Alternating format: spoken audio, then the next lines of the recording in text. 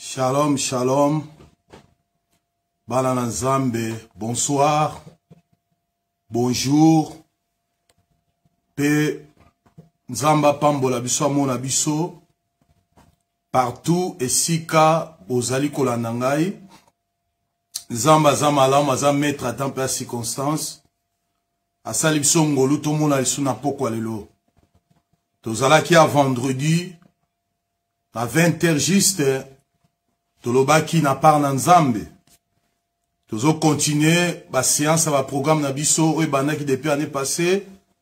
Tozo continuer ngoti eskanza mo biso malgré monde les autres traversé un moment très difficile dans la épidémie ou ya coronavirus mais to perdre espoir to kanga toujours na Nzambe peut to comprendre ba signe à temps peut to zala toujours yako lengela pote yesetikal mke azonga yamuza parole important o bana na Nzambe na temps difficile et sengi bala la pe bala mukano pe batambola kanango que Nzamba permettre maladie ya pambate et à permettre ba situation ya pambate ezali po et avertir biso que to se prépare jour et nuit pour mon kojina biso etikal mke aya Zamba pambola biso avant to banda programme na biso na lingala to bondela poete likam tozo sala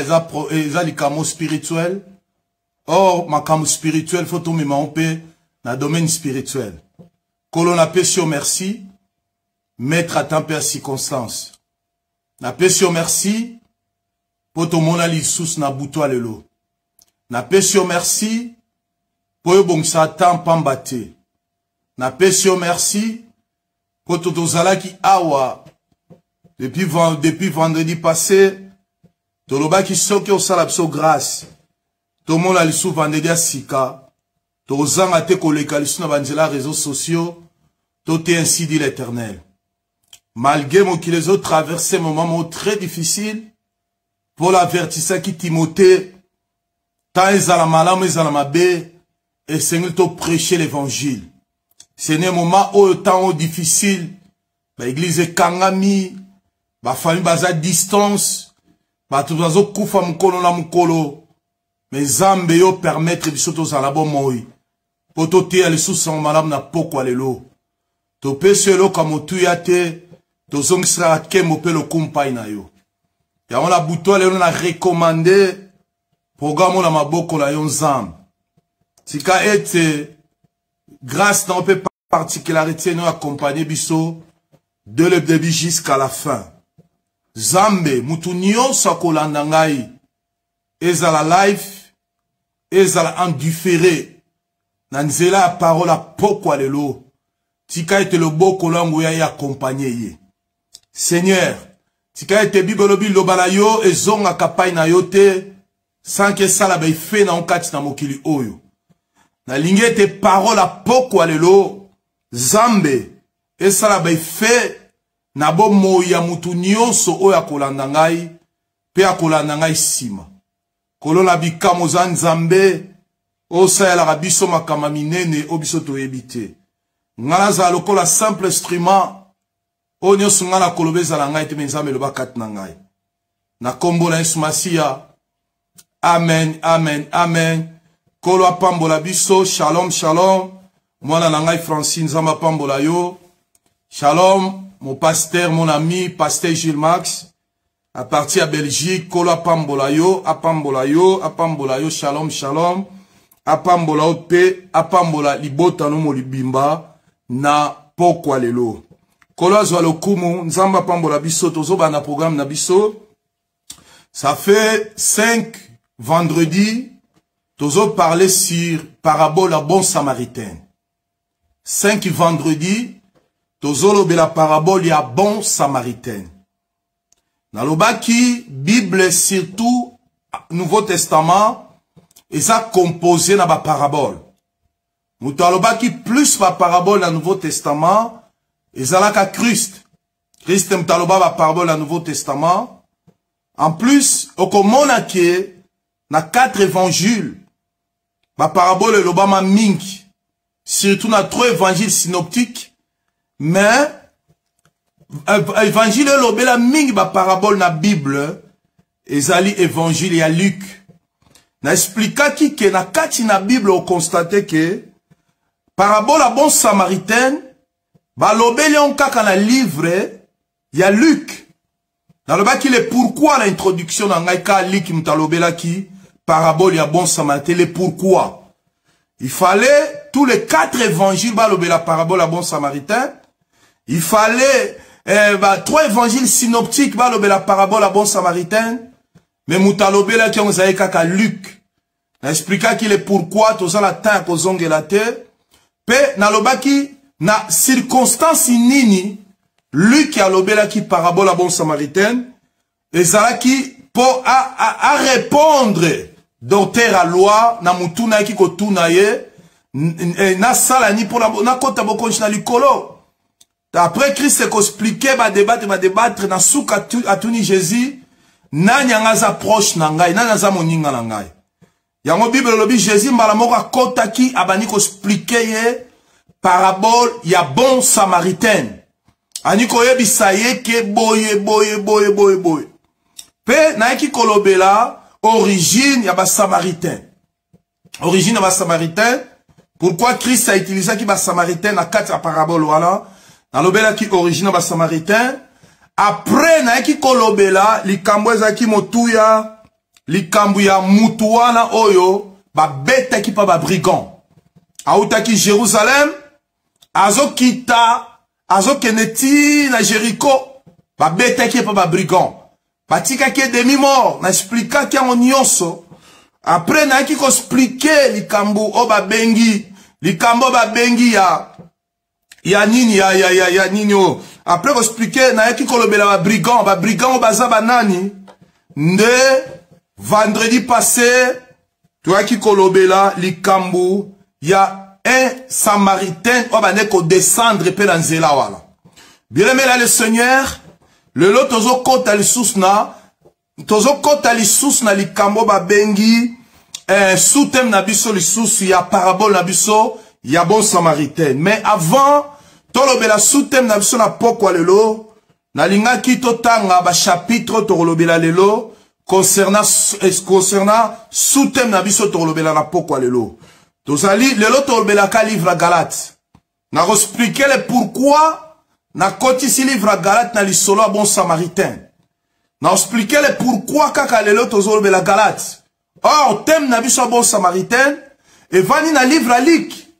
Mais pourquoi les lots n'a la mingi bon livre à Galate ezali par rapport ya soute moyo na bane kolobela vendredi à semaine passée que samaritain tant ba beti mutora ba tike demi mort ezalaki na veti ya batu bane kolekala nzela wana o mutora ba tike pa ba brigade demi mort ezalaki na groupe batu bane koleka mais groupe a liboso après ba brigade ko tike demi mort groupe a liboso ezalaki mutaliboso alekaki ezaki sacrificateur.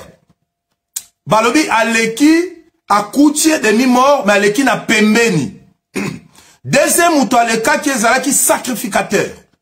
Je pense vendredi passé na mekai ko expliquant très bien pourquoi sacrificateur, pourquoi lévite balekaki ye ba s'intéressa ki na yete. Or na loba ki boy mais avant la côte en profondeur na zongela moi mke pourquoi ba leka ki e ba s'intéressa ki na mutuana te na loba ki mutuana ezali Adam et Ambo Adam terrestre ba beta ki eza Adam donc na loba ki ke Adam longwe na Jérusalem zo la sa cité de paix maison de paix et sika paix ezali a profiter kolongwa na place ya paix pour kende na eko kende na Jéricho. Oh Jéricho, eza vilo balake la mabe. Donc alonga na place à bénédiction pour kende na place ya malédiction. Ne la sa ki illustration ya famille Elimelech na Naomi. Na bana na Naomi bale balongwe na Bethléem où ezo la sa maison de pain à cause de circonstance ya sécheresse kotaki ba kende ko se réfugier na mboka oyo ya Moabite. toyebi na livre Arite, ba circonstance ba kutana ki ba problème ba kutana ki nango. Donc ndenge mope mutu wana alongwa ki na mboka na Jérusalem, oza cité de paix, azo sala navette na ye, akene na Jéricho, ozali place à malédiction. Na nzela kuta na brigand, oza image à Satan, selon Jean chapitre 10 verset 10. Akuta na brigand, basala ke biloko 4 mobima la nzela. Ba longoli bilambe loko liboso, deuxième loko basala kiye, ba beti ye ba kou, troisième loko, batiki ye la nzela, pe quatrième loko, batika ki demi-mort, bakanisa ki kakufi. Bakufa kite, batika ki demi-mort. Mais après, tellement nzela mwezala ki, ya direction ya Jéricho, okomala ke mutu wana, atikala ki wana ye moko, sans mutako ko ede, po ba bete ke vema ba kou, mutako ede azala kite. Mais mutu aliboso aleka ki ezalaki, bon, ezalaki sacrificateur. Mutu aleka ki wana. Bibolobi, atali kaka la pembeni, akei na ye. Deuxième mutu aleka ki ezalaki levite. Yango lelo, pour la sala kaka continuité, ya sous-thème na lobaki, vendredi la semaine passée, malgré lelo pe l'on peut sa sous-thème, pour la sala continuité, pourquoi levite?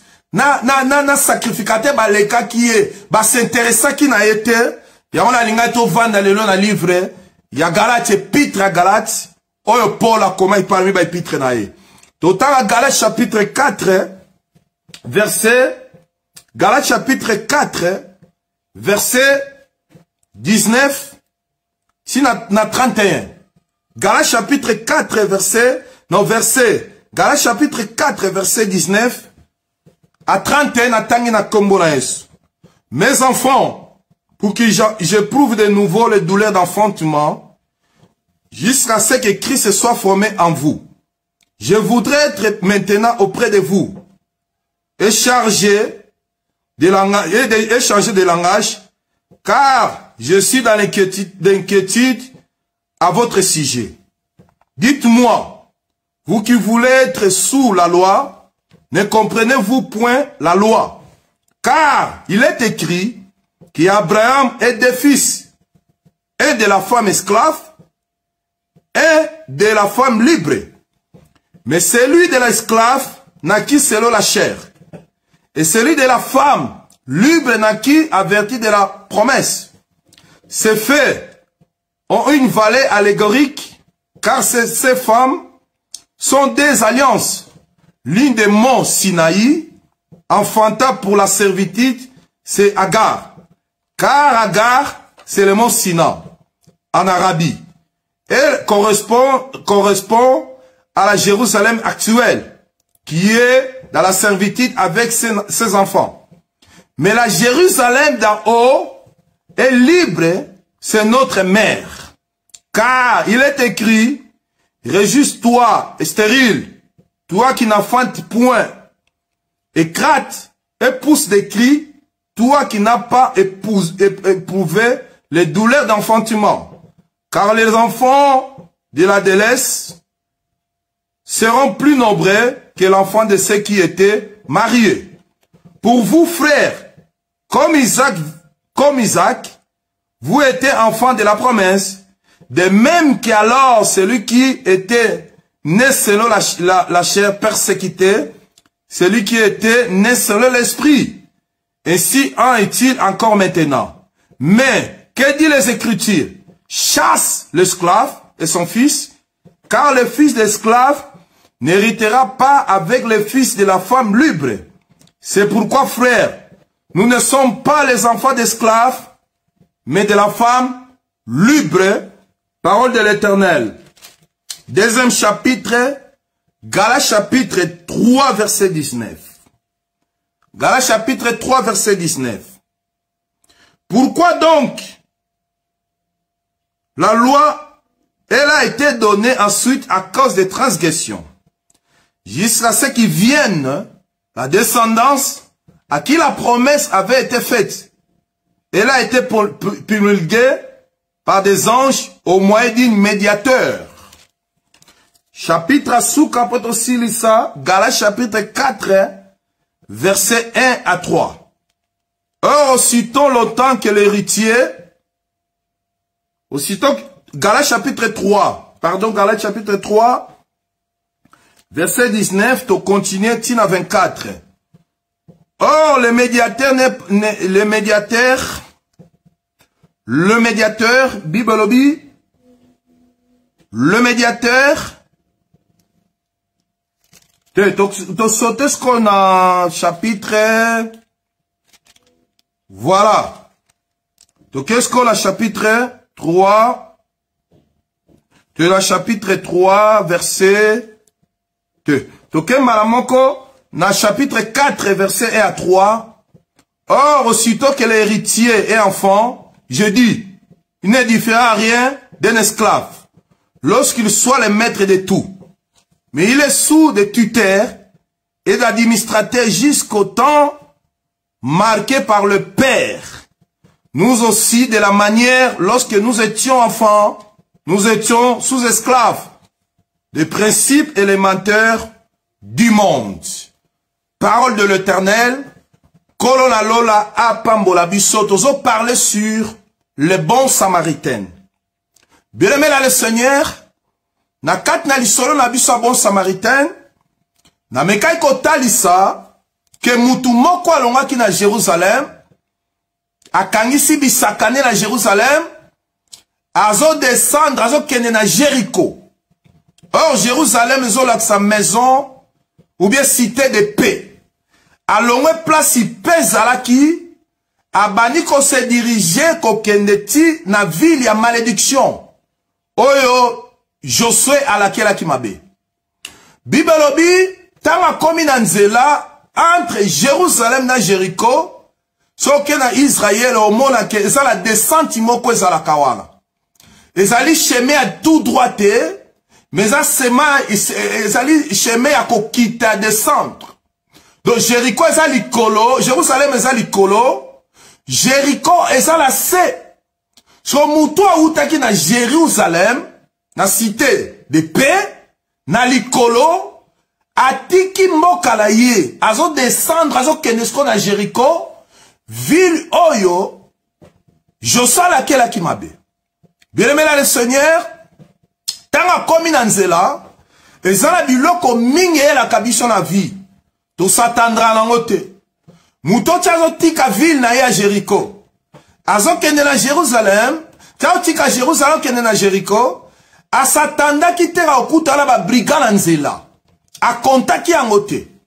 Yango bien aimé là le Seigneur, chaque jour aux alabomoy, chaque jour aux tamboula, faut y se préparer, l'em sou li boso lozo kende kuna, et lo comme la me koye la yo, comme pe lo comme be koye la yo. Et lo comme la ma bénédiction koye la yo, comme pe lo comme be accident, ya malédiction koye la yo. Mutu ayebi kaka lobi ya mutu. Nzela ya mutu azo tambola. Eza kaka nzambe biso toyeba kango te. So mutu oya longe na pense mususu na ndaku na ye na vie na ya Jérusalem. Azo kita na Jéricho, na pense ya malamu na biloko ne na maboko. Bien-aimé na le Seigneur, tanga komi na nzela, ba briga ba bimeli ye, ne na uta ko expliquer dernièrement. Il fallait batika ebongo, or brigand aza différent na mouyib na voleur. Brigand ezali ensemble à voleur, o ayaka pola ko violer, na ko boma, na ko piller. So ya koutele kala ba voleur te, ma koutele ki na ba brigand. O ba ya ki ba betiye, ba piller, ba tikiye wana, pe ba tikiye demi-mort. Atika liwana, ba brigand ba kanisa ke akufi makufa kite. Gloire à Dieu pour akufa kite, na parabole o ya bon samaritain, na zoeb sa mutumo na pokwa lelo. Soki ba ini na yo, ou bien diable, a beti yo tamulai, a nyoko le tamulai, a memi ma malade bele tamulai na vi na yo. Soki na no kufite, espoir ezanam. Po ba brigand ba kanisa ke akufi ba tike demi mort. Bakena bango, me via mutu, e simbami na maboko na nzambe. eloko nzamba simbi mutu moko te akoki kobotola ngo na maboko na nzambe. Or vi ya mutu wana babetaki na nzela ezalaki vi moko esimbamaki na maboko ya babrigand te, na maboko ya mutu te, me vi ya mutu wana esimbamaki na maboko na nzambe oyo asimbaka milimu na bato. Atikali demi mort wana na nzela na ye, amikomelaki kutu Jericho te, atikali wana na nzela. Bibolobi ezalaki na sacrificateur moko abande kosala pe cheme wana, ande kolekaka na nzela wana. Amonie bibolobi aleki na ye na ngambu, nde na spikaki vendredi passé. Et si la ki wana te, Levite lisusu ayaye koleka, amonie akwei wana, atiki ye pe aleki na ye na ngambu, akei na ye. Bien aimé le Seigneur, pourquoi sacrificateur pe ba Levite ba lekaki mutu wana zaki demi mort na nzela. Na otaye ko expliquer vendredi passé, Levite ou bien sacrificateur, ezolaksa mutu moko boye, serviteur de Dieu, o nzamba bengi ye, pa ke no mema ma sacrifice a batu, liboso la nzamba, ou bien sacrificateur, azali intermédiaire a batu na nzambe. Mais tote koloba vendredi passé, ye moko sacrificateur, malgré bande ko kende na ba sacrifice a batu, liboso la nzambe, mais ye moko sacrificateur, azaki na plein de péchés, plein de faiblesses katina. Bien aimé là le Seigneur, na lobaki na katina Bible l'Ancien Testament, tant bazolobela, sacrificateur na katina Bible, ezaki na 3 étapes ya sacrificateur na katina Bible. Première étape na sacrificateur na katina Bible, père de famille nyonso, chef de famille nyonso, chef ya foyer nyonso, azalaka sacrificateur kati na famille na ye. Exemple ba Noé, ba Isaac, ba Jacob, bazala ba sacrificateur kati na famille na bango. Ba neko zo ba sacrifice, ba neko kendoko bondela nzambe pour ba famille na bango. Na Israël mbalamo ba no benga ba sacrificateur. Na expliquer qui on vendredi passé. Deuxième rang ya ba sacrificateur na Bible, à part de ba chef ya famille, ba père de famille, na lobaki ezalaki Israël mobimba. Nzamba ebisi Israël na Exode, na bengi bino bozala na kat na royaume de sacrificateurs. Donc Israël mobimba, Israël ezalaki tribu mobimba, peuple mobimba, Nzamba benga ba na royaume de sacrificature, pour que noko pesaka ba sacrifice pas dans Nzamba. Mais au fur et à mesure mikolo bani ko poussa là, tant ba komi na désert, Nzamba bimsi ba na Égypte, et sengela ki Nzambe na lola, aye ba ko changer makambu mususu kat na bango. Bazale sou Israël mobimba te, raison pour laquelle Nzambe ki ko pona kaka tribu moko. Tribu ba Moïse, tribu ba Myriam, tribu ba Aaron, atie ba on la kat na sacrificature. Na outa ko expliquer on va ne dire passer pourquoi. Nzamba pona na 12 tribus Israël, apona 4 tribus ba Lévites. Bibolobi, Nzamba ebisi Moïse, na Deutéronome, na Exode, zwa tribu ba Lévites, tia bango pemben pour la service ya tabernacle, ya sacrificature. Or, na 4 na tribu ba Lévites, et ça y a 3 classes divisées. Et ça y a qui classe el bosso tribu mobimba, pour bazalaka proche na peuple, pour bazalaka sacrifice à peuple. Deuxième classe, ezalaka ba sacrificateur. Oh bande koyana ba offrande, ba sacrifice, tina parvi. Troisième groupe, ezalaka skoyo mutu moko kaka, o ezalaka na dignité wana, ezalaka Aaron. Aaron ne kokota para une fois na lieu très saint, pour la kokeno sacrifier pour la peuple mobimba. Oh, hébreu, elobi, ye moko mutabane kokeno sacrifier, ba fruit, ba nyama, mama kila, ya peuple mobimba, ye moko bazali na plein de faiblesses. Or, na ordre, ya Ba souverain sacrificateur, nous avons deux ordres souverain sacrificateur. Souverain sacrificateur, selon ordre et Aaron, ou est un sacrificature terrestre. Deuxième ordre, il y a sacrificateur, il y a sacrificature. Et ça dit sacrificature, il y a Melchisedec. Ou Abraham et l'obéli concernant Christ. Mais quand il explique au moins que vendredi passé, mais là on a côte à la profondeur, na côte à la profondeur, pourtant on a colobé la bon samaritaine, n'est na côte à la profondeur pour la lobela, aux alliés ordre et à sacrificateur, il y a Melchisedec.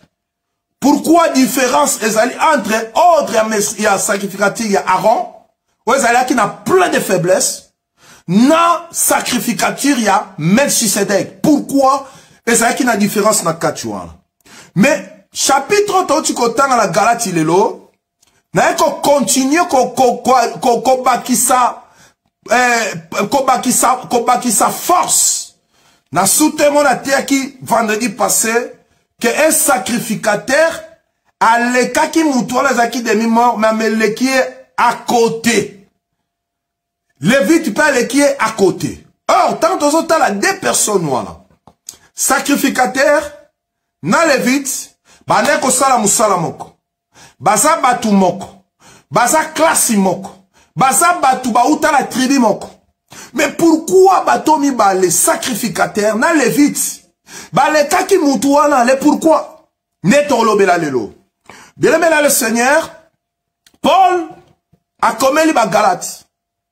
Or Paul a kena na 3 voyages missionnaires na ye, à l'école la Galate. Na premier voyage missionnaire na l'écart à la Galate. Na deuxième voyage missionnaire, Saint-Esprit est empêché à l'écart à la Galate. Na troisième voyage missionnaire ne Paul à l'écart à la Galate. Après qu'on l'écart à yé, aya ki ko kuta, ba juif,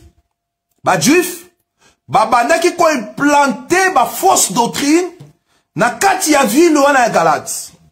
Raison pour laquelle etindaki Paul a commencé à livrer à Galate. Pour la nini, ba comme aya ki ko implanté ba fausse message. Fausse message na bango zala kinini.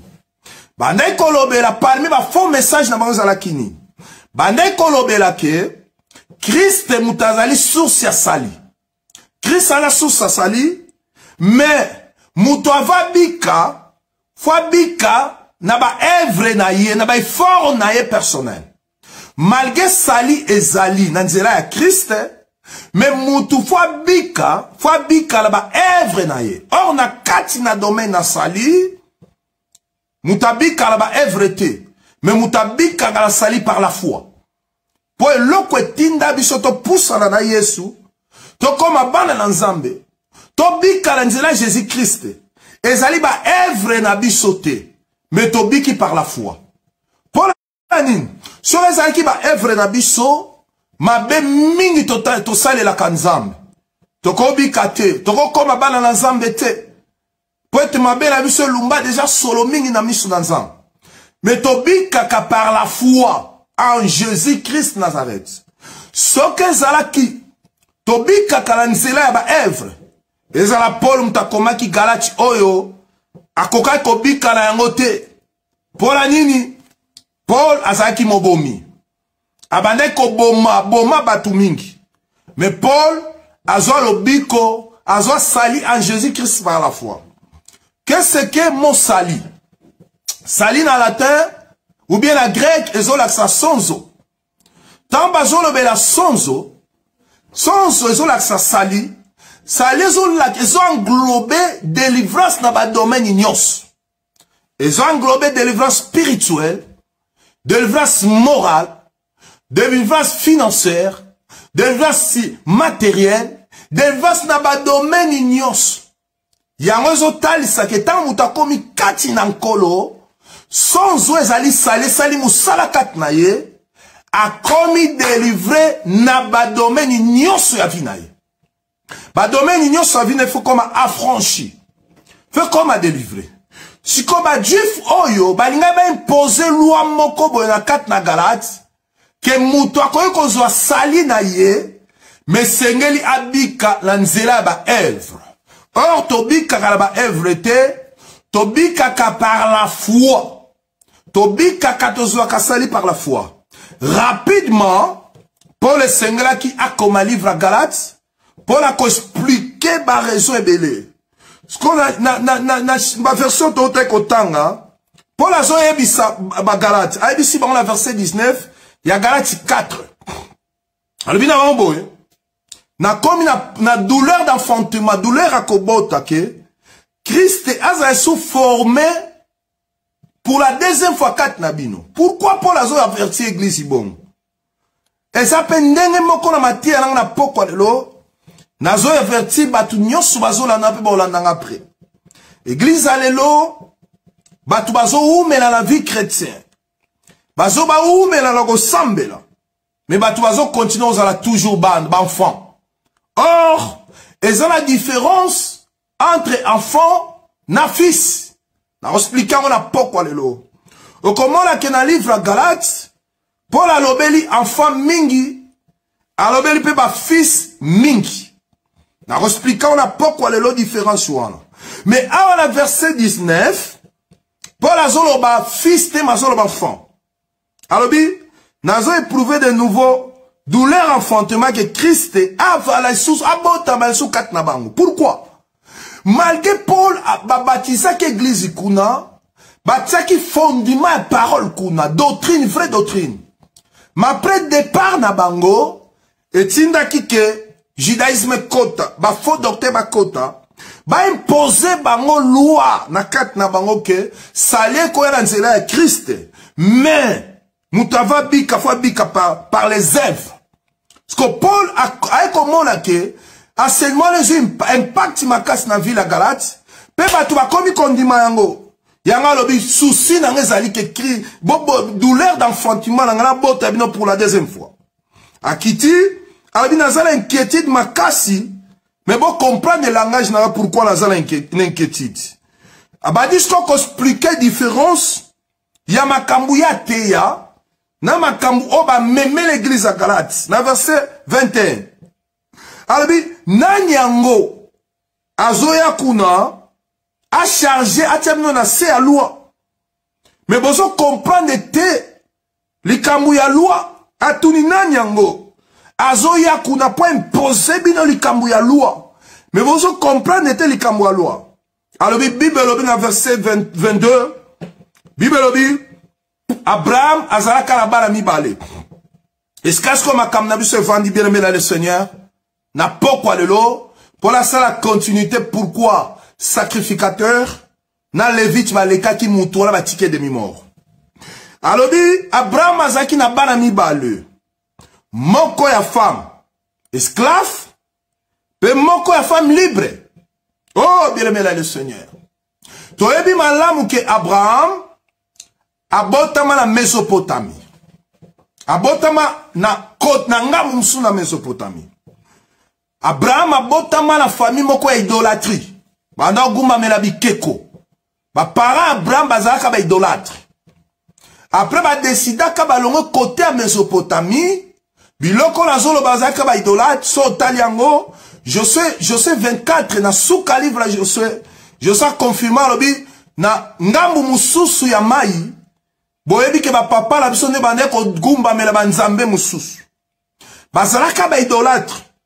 Après Abraham na ba parents na ba longwe na mboka Mésopotamie ba na mboka Ur tangu papa na ya kufi nde ya parti ya wala nzamba kutala kana Abraham.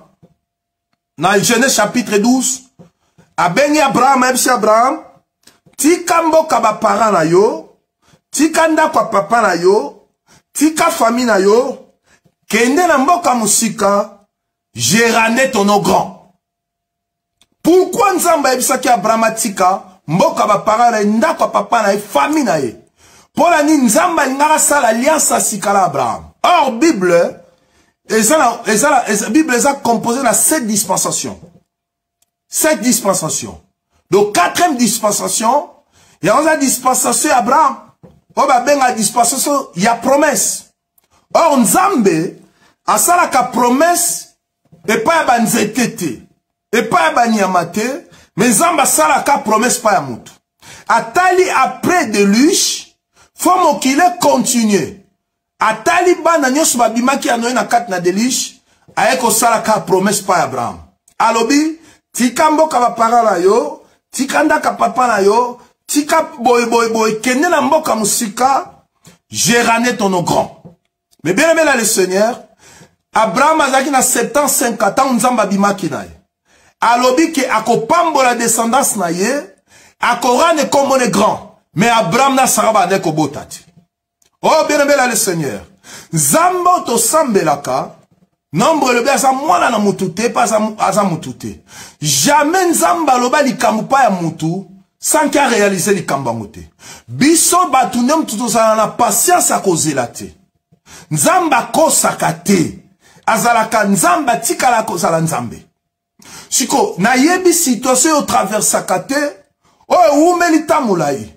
Soki réellement, nzambe mutaloba la okia ropeso elo kwango. Ata butwe umeli ndenge nini. Ata makambo umeli ndenge nini. Nazo epso na pokwa lelo, okozwaka ke loko na kombo na Yesu. Na ebite so situation ezani. Abraham babimi, atosi maloba na nzambe batambuli, babani ko avancer bazo kende. Mais promesse yango que descendance na ye kozala béni. Ezo kokisama te po Sarah zaka ke stérile. Diable kote li bango, doute kote li bango, bake ko bota, Sarah atinya bota na Agar. Yango awa sikoyo, pour la pour expliquer loko la zolo bena na poko lelo. Na verset de 22, alobi Bible lobi, Abraham azaka la bala mibale. Moko ya femme esclave, pe moko ya femme libre. Mais, o ya femme esclave, abota maka selon la chair. Donc, Agar, abota l'Abraham Ismaël, ma bota la selon la chair, et zalaka selon la promesse dans Zambete. Selon la promesse, selon volonté dans Zambete. Et zala ma kamounion sauté to sala ka la vie. Nzambe mtatina biso to sala. Bilom se zala kanzoto na biso mte poussa bito to sala. Bilom se zala ka biso mtolinga to sala. Mais awa, Abraham na Sarah après cause la moine, age poussani. Bake ko bota la esclave. Agar. Moana musala, baboti, moana. Moana ngazaki moana femme. Et y a une femme esclave, babota ke sur la chair. Akiti me alobi mes femmes libres, abota ki moana selon la promesse. Bien aimé la lesene talas koli solo oyo. Na bana mi bale Abraham abotaki, moko azaki mwana ya femme esclave, moko azaki mwana ya femme libre, o azaki mwana ya promesse. Abanisko ko expliquer. Alobi bala onyo somi bale, ce sont des alliances. Na pokwa lelo, na zolobela, le des alliances awa opola lobeli Galate. Na soutem nanga pour la compléter. Likambu, ya thème na biso bon samaritain, qu'expliquer le pourquoi. Moutouala batika demi-mot na parabole. Sacrificateur, na levite va le kakie le pourquoi. Bakokai ko sungaye, ko telemisaye, ko edeye. Ne bon samaritain na salaki. Mais ba le kakie pembeni. Na zo la continuité, pourquoi ba le kakie? Yango lelo na zolobela, le désalliance. Bien aimé là le Seigneur. Qu'est-ce que l'alliance? Mais avant de définir alliance na pokwa lelo, na lingana na talisa, pena lobela, na Bible mobimba, tozana 8 sortes d'alliance. Bible moto tangaka. Tozana 8 sortes d'alliance. Mais véritable alliance, eza alliance à makila. Alliance à nouvelle alliance. Véritable alliance, eza alliance à makila, pourquoi? Alliance mususu ezalaka ya makilate. Mais alliance yo ya Nzambe na Jésus ezalaka alliance makila. Pourquoi eza véritable alliance koleka alliance nyonso? Po ete vie ya mutu evandikat na makila. Po biso lelo to bikisama esengeli Nzamba la tanzoto akoma mutu. Baboma ena ikulusu makila na etanga. Po lelo biso to koma bana nansa. Siko qu'est-ce que l'alliance? Alliance, et sont là qui ça? Pacte, accord, entre les deux côtés. Des groupes différents, basali accord na bango, basali parti na bango, basali testament na bango. Yango babengaka alliance. Ezali pacte, ou bien accord entre les deux côtés. Batumi bale bakutani, ba yokani ba signer accord, basali pacte, ba signer testament. Yango babengaka alliance. Parce que Paul azotali sake, eza la deux sortes alliance. Na Galates chapitre 4 et 1. Mais tous les deux sortes alliance au Paul azolobela awa, eza alliance outi na deux femmes oyo. Ya shakabala ka shekebele kiaba. Eza alliance outi na deux femmes oyo. Eza alliance outi na deux femmes oyo. Alliance a liboso, a expliqué à l'obi ezali alliance, ya mwana oyo abotami na Sinaï, oyo ezali o Agar aboti na Sinaï. Pourquoi utiliser qu'alliance a liboso ezali alliance a mwana abotami na ngomba ya Sinaï, oyo Agar abotaki? Bien-aimé le Seigneur, toyebi ke ngomba ya Sinaï eza ngomba esika loi epesama. Nzamba apesa Moïse dit commandement na ngomba ya Sinaï. Or, moi la femme esclave, moi la Agar, azo représenté la loi. Azo représenté la loi. Azo représenté ngomba ya Sinaï. Et si quand Nzambe apesa qui est du commandement pour apesa peuple. Bien-aimé dans le Seigneur, ce qui totali dans le livre ya Galates chapitre 3, verset 19. Nzambe, tanga sala mutu, azalaka na besoin ko pesa loi te, po te loi e ya sima. Nzambe sala mutu na kimia nyonso, na tranquillité nyonso, na paix nyonso, apesi makambu nyonso. Mutu azaki na abondance ya Nzambe, azo solola na Nzambe, azo vivre ensemble, azo se reposer ensemble. Mais pourquoi après loi yaki? Loi yaki après pourquoi? À cause ya shit ya mutu. Or, na zolo bela na pokwa lelo, na soutem nanga, na thème nanga principal ya parabole ya bon samaritain, soutem nanga na zolo bela les deux alliances. Au Galates 4 lobeli. Alobi, Abraham azali na bana mibale, basi mibale, bana mibale. Moko ya femme esclave, moko ya femme libre. Or ya femme esclave, Agar, azalaki abotami yango ezo représenter Sinaï. Or Sinaï, esika loi epesamaki. Sur la Galates chapitre 3 verset 19, Paul a expliqué raison ni loi epesamaki. Abi pourquoi donc la loi, elle a été donnée ensuite.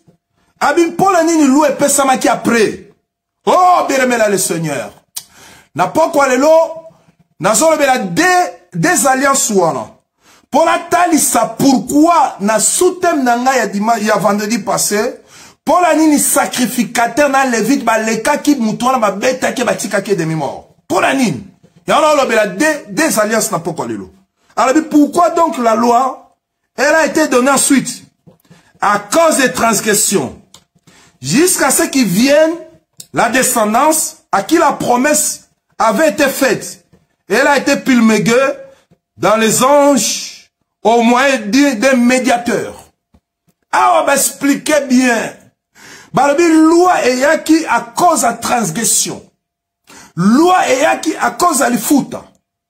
Vendredi passé dans le bac, le mot très important. La loi est allée qu'on faire. Mais la grâce est allée qu'on donner. Et ça a deux choses différentes. Tant qu'on zamba pesi Moïse loi est otinda mutu, aza obligé à ça, à faire et l'okonyon sur batindi. Na loi. Mais na grâce, mutu aza a besoin à ça la te, mais ba pesiye. C'est ça la définition de la grâce. Loi est imposé mutu.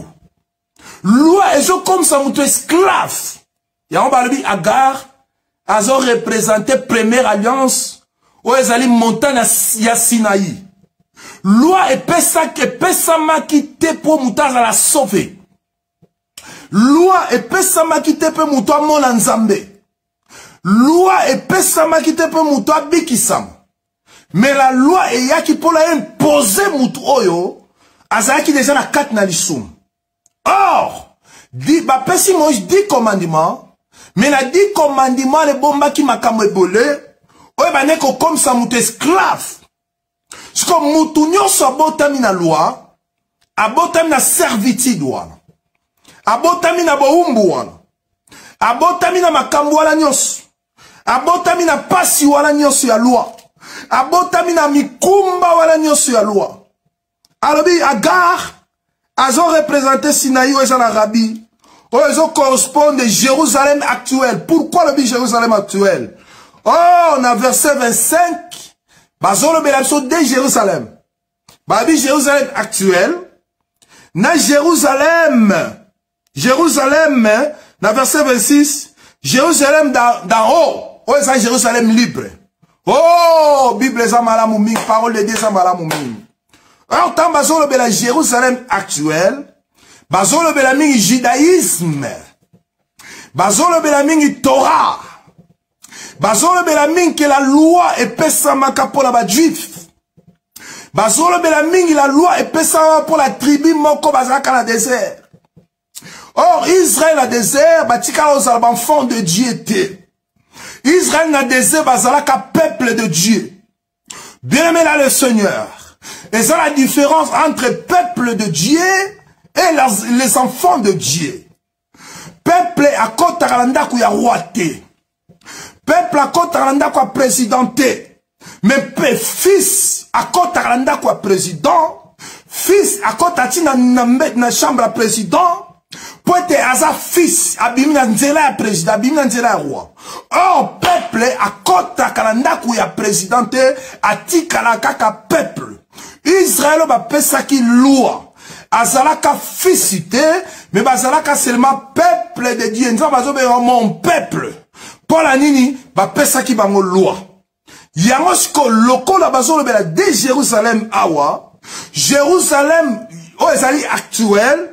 Bazolo bela Agar, bazolo bela première alliance nazolo bela lelo, bazolo bela o ezali esika loi epesamaki, bazolo bela peuple o ba pesa bango loi, bazolo bela peuple o seigneur ba accomplir loi là. Yango Jean chapitre 1 verset 18. Jean kobimisa révélation le Moïse aki na loi. Oh loi koka kobikisa mutute. Mais Jésus a une vérité et une grâce. Bien aimé le Seigneur. Baekoloba sikoyo, deuxième Jérusalem, et ça Jérusalem d'en haut. Oh, tu le colo, ezali Jérusalem, il y a femme libre, il y a enfant libre. Oh, ezali notre mère. Bazolo bela mingi, likambu ya grâce. Pourquoi bien aimé le Seigneur? Makambu nyon se salama dans l'Ancien Testament, ezalaka ombre, image, mais réalité na yango, ezalaka déjà préparé na likolo. Yango moni tabernacle ezalaka image ya Christ. Yango moni arche d'alliance ezalaka, arche de Noé ezalaka image ya Christ. Yango moni temple ya Salomon ezalaka image ya Christ. Nzambe kuta kena plus loin.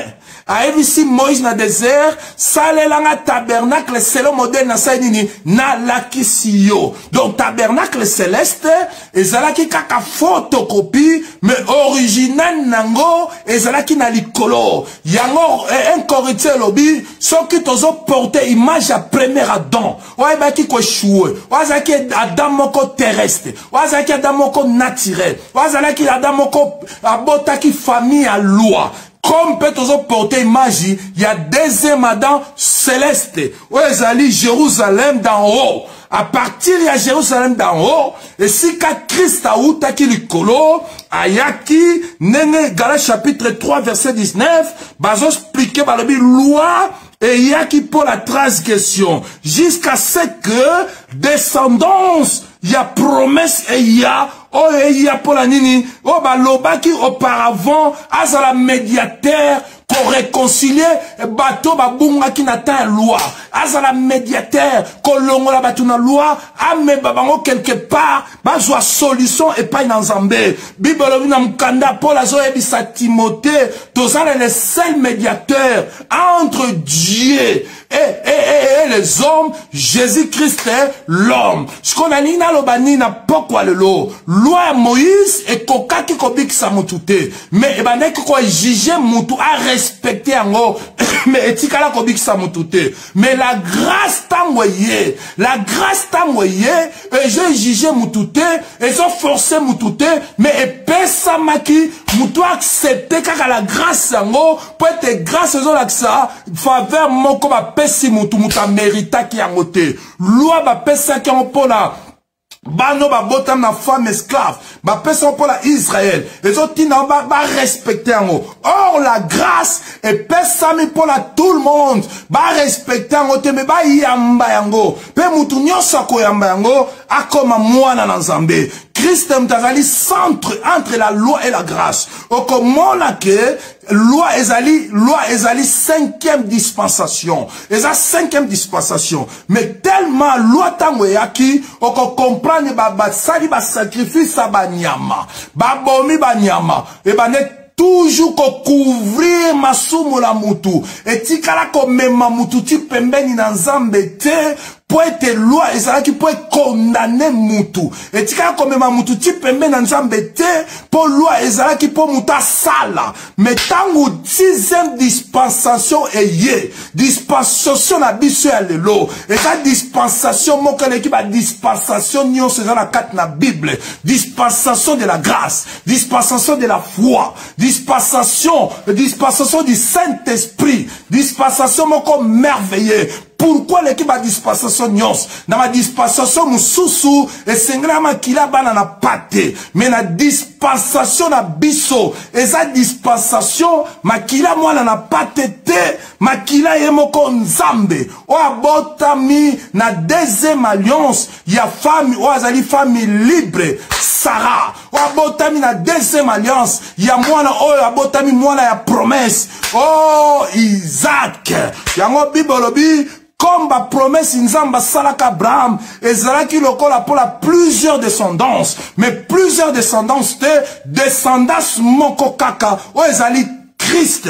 Bien-aimé dans le Seigneur, n'a pas quoi le lot, n'a inatali ça n'a pas quoi le lot. Loi et qui peut transiter biso la grâce. Loi et qui peut même biso la grâce. Loi et qui peut même biso la grâce. Or Christ est père botam na katia. Il y a loi pour tazalaki juif, azalaki moi la botam na Jérusalem actuel. A botam ni pe la katia loi pour tazalaki juif. Mais nanzela ye Christ a botam na kati ya loi po azalaki juif makila na ende longola biso na loi pe comme sa biso bana na Nzambe makila na ye mute pesi biso libre accès to comme ati pembeni na Nzambe makila na ye mute longola biso na première alliance ya ba loi nyonso ba kondana biso na famille ki okoki kobonga te okoki kokende liboso te ba malédiction nyonso ba posa likolo na biso bibolobi na Romains 8 malédiction mon côté ezali kola batu nyonso condamnation mon côté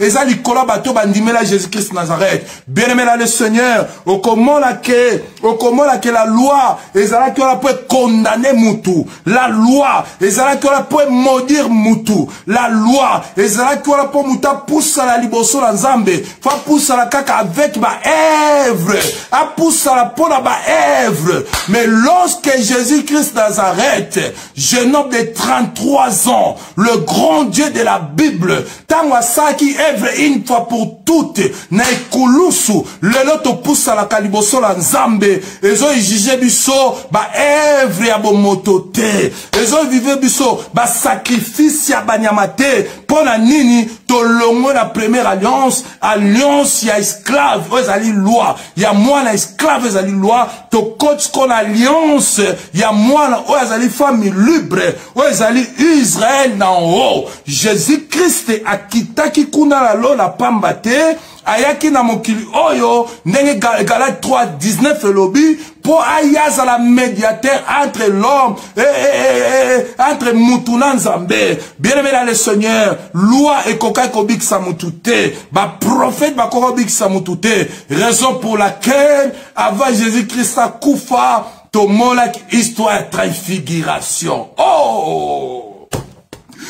Histoire transfiguration et pesama ki pamba te bien-aimé dans le Seigneur.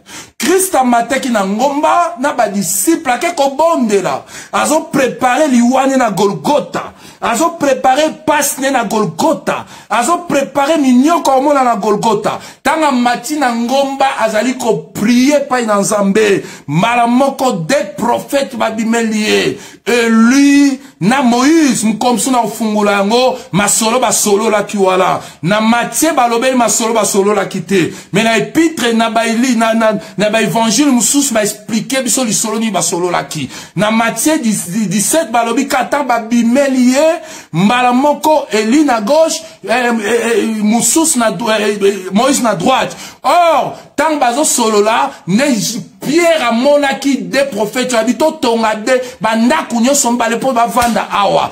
Christ alinga ki te batonga disi Pierre boko ko tonga ndako ate. Po soki batonga ndako po 3 personnes batika lovanda na ngomba wana. Nenge Pierre a monanaki œuvre ya croix ngoko ksamate. Ba kit de la croix ngoko ksamate. Grâce linga ko yakat na mokili ote. Grâce bandi tangu Jésus grâce à Bandi, tant où Jésus a dans mon kilo, t'as prêché. Non. Jésus a coûté qui judaïsme, a coûté loi. Grâce à Bandi, tant où Jésus a matine et kouloussou, et sika église et botamaki. Tant ba tobolé mou pandi na ye, maïna makila et bimi, et sika Jésus abima kiwana. Oh, on a une bombe transfiguration.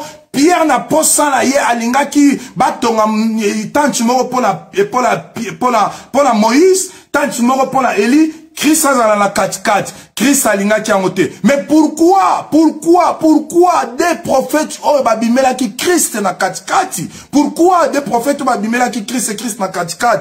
Oh, tous les deux prophètes oh yo ba opéra ka l'Ancien Testament. Tous les deux prophètes oh yo bazala ba grand prophète na l'Ancien Testament. Peu comme moi là que tous les deux prophètes na l'Ancien Testament et zala ka ba prophète mususu pe bazala ki na 4 na l'Ancien Testament. Mais pourquoi kaka des prophètes babimaki ezola kisake Christ m'ta ko tia fin ya makambu ya Ancien Testament na nengenini Moïse azo représenter la loi pour être Moïse loi et pesama ki pa na ye. Oh Élie azo représenter les prophètes. Pourquoi? Pour être Élie mouta qui ko restaurer culte Israël. Tango ba le kotaki makamabe kotaki mutaki ko restaurer Israël mutaki ko restaurer hôtel mutaki ko restaurer distribuer Israël et ça qui élu malgré Moïse qui na loi mais Moïse aloba ki boye et ça la prophète mo ya simanangai boyo ka po tosaye a la plus grand que ngai malgré Moïse qui na loi akufa malgré élu qui na loi qui ko restaurer temple ko restaurer Israël Élie asuka kala nzela mataka likolo yango monike avant la grâce et faveur nango et sengeni ngomba ne salama grâce na katikati loi na ba prophète na katikati pour talisa que le grand Dieu de la Bible vraie histoire et bandi wala pour talisa que champion ye oyo pour talisa que koloma solo ye yo eza ba prophète ite eza Moïse ite eza soki nani te mais koloma solo ye aye koloma solo aye pour longola mutu na ténèbres amema na lumière pour longola mutu na pasi amema na solution pour longola mutu la maladie ameme la kimia pour longola mutu na enfer ameme na lola yango bibelobi mutu azala mwana azala bomo le seul chemin comme mabutu na nzela na Nzambe ezaka ka chemin ya lola. Oh bien-aimé là le Seigneur loi e yaki kaka po mema biso pembeni na Nzambe mais poto kutana na Nzambe ezali to kutana na Nzambe par la grâce de Dieu oyo excuse to yamba Yango me marabiso pembeni na Nzambe. Yango comme ça biso pembeni na Nzambe. Pour la souk sa bien mais là le Seigneur. Moutou a jugé te concernant ba loi. Moutou a jugé te concernant ba principe. Moutou a jugé te concernant ba coutume. Le ndenge ba jugé que église à Galate na zolo na pokwa lelo. Mais yeba ke biloko nyonso salama na Ancien Testament accomplissement nango et le kalanzo ta Jésus-Christ.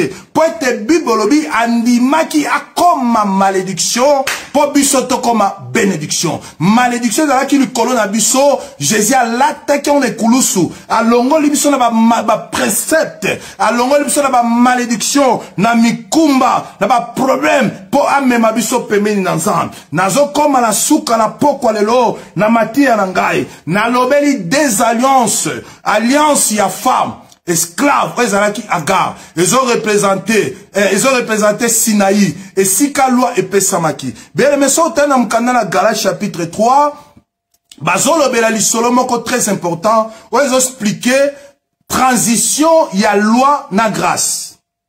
Na Seria ba Paul, ba Grégo Romain, bato bazaki na mbongo mingi période wana, bazalaka soki aboti mwana na ye. Azana nou enfant, akenoko pesa ye pa mutu moko akoboko la ye. Siko mutu azo benga administrateur. Mutu azo benga pédagogue. Mutu azo benga enseignant. Mutu azo benga précepteur. So ti mutu azo gérer mwana ya mutu wana ya mukonzi wana ya chef wa mutambongo wana. Mutambongo azala droit asala nyos na nzota mwana wana. Azala droit asala nyos na nzota mwana wana. Mwana wana akolongwa na maboko ya précepteur na ya administrateur na ya pédagogue na ye timukolo. Oh! Ah, Nzambe. Nzamba za malamu mingi. Merci bien aimé dans le Seigneur. Oh! Ako timukolo. Mwana wana kolongwa koza l'enfant ako ma fils. Voilà la différence entre enfant et fils. Enfant, bako sala nyonso balingi basala pona ye. Mwana wana tanga zana maboko précepteur na ye. Papa mtapesi ye. Bako sala nyonso balingi ko sala ye. Bako libéré ye te. Pour être papa mtapesi mibeko wana. Mais tanga comme adulte, a comme isko libre longo na maboko ya précepteur, abana ko dépendre na vie na ye. Elingo laksani. Papa eza Nzambe. Nzamba pesi loi. Oh, Nzamba pesi loi. Loi wana écoute biso enfant. Loi na écoute biso batoto ebe lokote. Loi na zo konza kati na biso. Mais mukolo grâce yaki. Et longo biso enfant. Et comme iso so fils, to comme ce qu'on comprend makam. Na yango to tika sina maboko ya loi to eza précepteur. Ou ezali administrateur. Eza pédagogue, to salisko transition, to keisko comme ba fils. Oh, mutaza fils. Azo comprendre balamoko makam. Yango Paul alobi. Tant nazala ki enfant, nazo raisonner. Nazo kanisa. Nazo sala lokola, moi, lokola enfant. Mais tant na komi adulte, na komi ko sala makamu lokola adulte. Or, la loi, ezala ki précepté pour éduquer biso, pour préparer biso, pour même biso, pour préparer biso la 6e dispensation, la dispensation de la grâce. Mais tant grâce est yé, to longo na maboko a loi, to longo na maboko a femme esclave, to longo na maboko a précepteur, to longo na maboko ya mutuo ya konzaka biso, to komisko libre. Yango Christ alobi, soki mwana na muta délivrer bino, boza réellement libre. De le Seigneur libre. Tozo ganga mbala moko libre. Raison pour laquelle Naikulusu tango a telemi. Par sa grandeur et la liberté tozoa. Que toza souba na esclavité. Toza suna maboka précepteur te. To comme déjà adulte. To comme enfant. Oh enfant. To comme fils. Oh enfant ayoka makamnyo so mazotinda. Et pas un bébé. A comprendre kailo comme côté. Mais fils a comme déjà adulte. Azo comprendre déjà. Christ a gagné, tout est accompli. Rideau, on est ko kanga biso tozala enfant et kabwani na des parties to comprendre mon makambo yango Paul alobi na 2 Corinthiens chapitre 12 na passe à expliquer ma révélation profonde dans qui paye na Zambé poète nazaki mutumo akufa il y a 14 ans nazaki ravi en esprit na ke kuta na 3e ciel na ke kuta na mutuana o akufa il y a 14 ans. Oh Paul azotalisa ke na Ancien Testament nata ya loi nata précepteur mutanaki na capacité à kokota tina na 3e ciel tina trône ensemble. Mais na Nouveau Testament toza bana famille libre bana ya loi bana ya foi tozu libre accès ya kokota tina litre saint tina présent na Jérusalem d'en haut to bénéficier toza la affranchi toza la libérer toza la kimia toza protection toza grandeur. Bien aimé la Seigneur na komi na suka na lobeli des alliances alliance à femme esclave na alliance à femme libre alliance à fils esclave na alliance à enfant libre alliance à femme libre c'est Abraham nanzela et Christ abotama c'est Isaac nanzela et Christ abotamaki mutu mon côté atona c'est à joug Christ est à nous c'est l'espérance de la gloire. Kolola lola apambola biso na lingi na bondela sikano sozola ndangai. Bien aimé le Seigneur zala concentré pour tango na biso kei na lingi na bondela mais avant na bondela vendredi passé tango na lingi na bondela nzamba pesa nga parole de connaissance moko très capital ande ko hésiter ko kanga na loba yango te tango na zaki life. Mais Saint-Esprit n'est que pousser na loba yango. Te soukalo na loba kia.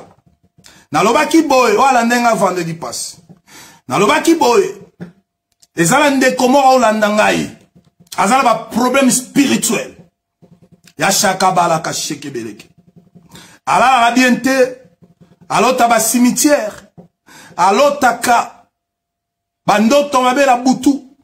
A comment perdre sommeil na butu. Aloba ki on vendredi passé. Tala lobi yango. Ezala ndeko moko tan na silisi live nanga. A komeli nga mbala moko a partir à Canada. Azala ka mi na Facebook na to komanate. Alobi mutula nzambe. Tangu kaka la koti kaka na Facebook pour la kota ki retard na mateya na yo. Tangu kaka na koti. Nena eko kuta maloba no zoloba. Parole de connaissance no zoloba. Oh, mutuala ndeki nga so se rappelango. Habitant quand la coach na koma ina suka na ekokuta parole de connaissance wana ezali ngai mutuala lobela ke ezali ngai na sentir mbalamo ke ezali ngai to komala ki ne trop na kat na Facebook to komala ki na ye na pesi témoignage polani na ina talisa ke nzamba za omniprésent omnipotent omniscient mutu na yebite to sakaba mi na Facebook na pesi parole de connaissance vendredi Moutou à la partir, ya Canada. Tant qu'on a kanika live n'a réagir. Alobi que zaliye.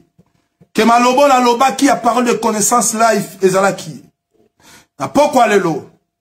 L'em suna nzela matea oyo. A ta parole de connaissance tenenge na lobela ki ndekwa na vendredi passé. L'em suna nzela prédication oyo. Nzamba lobeli yo. L'em suna nzela prédication oyo. Au kangama itamula na problème moko songolo. Po bibolobi. Boye ba solo pe solo ko bikisabino. Nzamba zala ba manière bela lobaka. Aloba la parole de connaissance. Den aloba qui vendredi passé. Comme aloba appelle nzela la parole. Oh! Ndekwaza qui très content. Po alobi a umeli tamula na bo umbu. Ya situation wana. Tant qu'à la cadre na lobby parole de connaissance en haut, na katika la monde ba komeli ngai, pande qu'on a parti à Canada na Toronto. Alors des alliés. Compensambe na poko lelo. La prédication a zolo belayo. Na ina bonde la. Ce que os alliés mutu moyeba kenza maza omniprésent. Omnipotent et omniscient. Zamba opéraka partout. Nenga lobela inde kwa la musika nga na zana Autriche.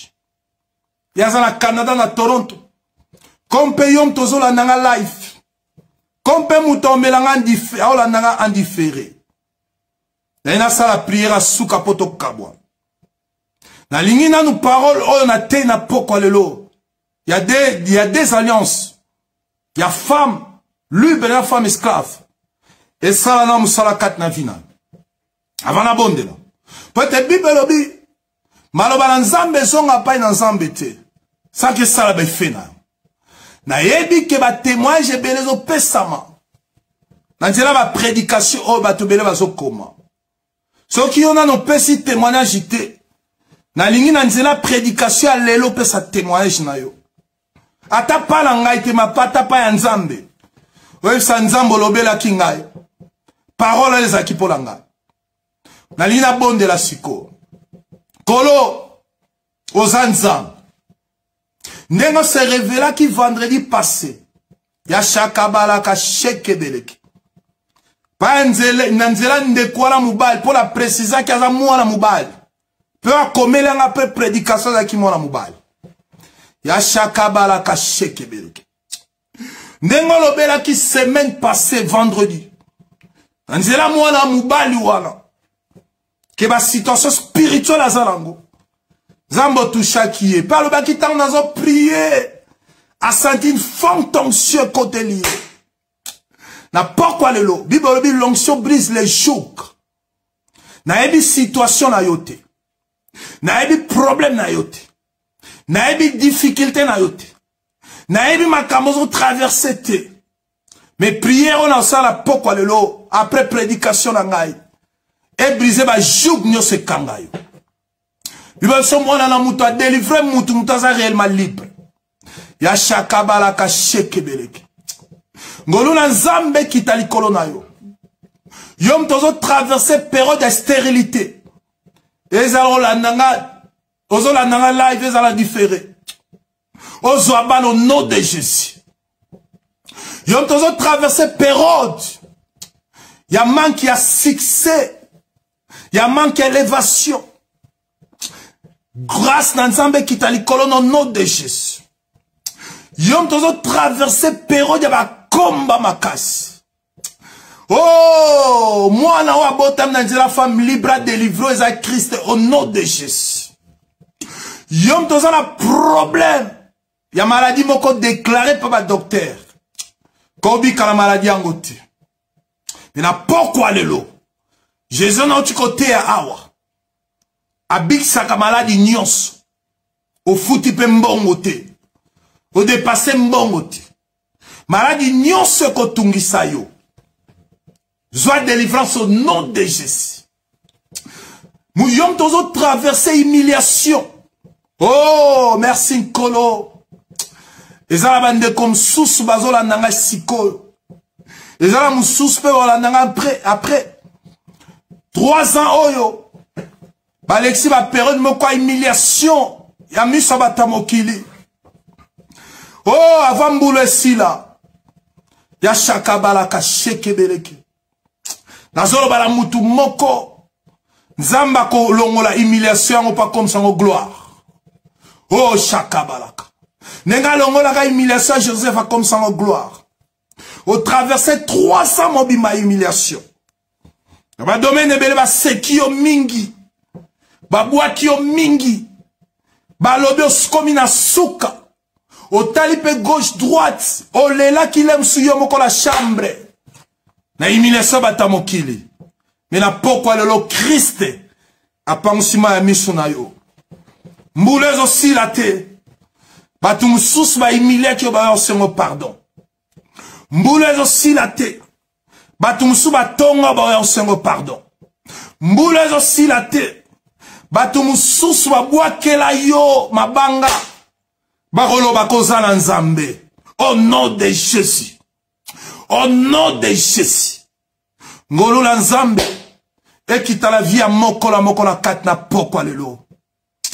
Oh ya shakabala ka shekebeleki. Ba mususu. Ba so koufela trop. À partir à prier oyo. Par ça la mboule bele wa mona liwate. La famille na bango. Au nom de Jésus. Ngolo la nzambe qui t'a la domaine nyonso. Nzamba visito na pokwa lelo. ozala mukila tozala moto présence nzambe kamba partout sur ozali na kombo na Yesu Masia na kombo na Yesu Masia na kombo na Yesu Masia nazomona ndenge nzambe azo visiter bato belé la pokwa lelo oh prière ça va impact yom to sangi libala oza libala moko bato bana otungisa yo baoya olamba la mariage na yo bato baseka ki ozo balate baoya olamba la mariage na yo yom tozo bota te bato baseka ki ona stérilité baomema mwana na yo yo mutu elevation ezo ya te ministère ezo mata te nzambe azo fungola ba porte ezo kende partout côté ya sango malamu ya shabalaka olota bandota ba croisade olota bandota ba foule ango yokokisama oh là la confiance en nzambe oyo asalaka pe alobaka kola pambola biso grâce à nzambe ba promesse continue kolanda biso na butu alelo kozanga te ko partager vidéo oyo tokutani mkolo na vendredi à partir à 20h poto continue kolobela bon samaritain na ozanga te ko bondela pona bino ngola nzambe za la partage kat na bino mutu nyonso osimba bino simi nzambe oyo yebi partager vidéo oyo tokutani mkolo na vendredi mutu nyonso ba déclaration na sali na prière na nga suka oyo so se retrouver na kata ba déclaration wana ndima ka seulement ndenge ndeko wana a se retrouver na parole de connaissance wana ya shabalaka ndima ka seulement la confiance en nzambe wana quel que soit domaine na yo na ebinde nzamba utilisant la domaine la parole de connaissance l'aime sous prière na nga na poko les parole de connaissance pour la yo Zamba Lola a visité yo. Ndima ka seulement. Pour te Bible juste viva par la foi. Pe foi le beau tambo makat na vina yo. Na kombo na Yesu Masia. Partagez vidéo yo. To kutani so yeso combien la te. Zamba batela so to kutani vendredi à partir à 20h. Zamba pambola bino. Butu balam. Bye bye. Shalom shalom shalom.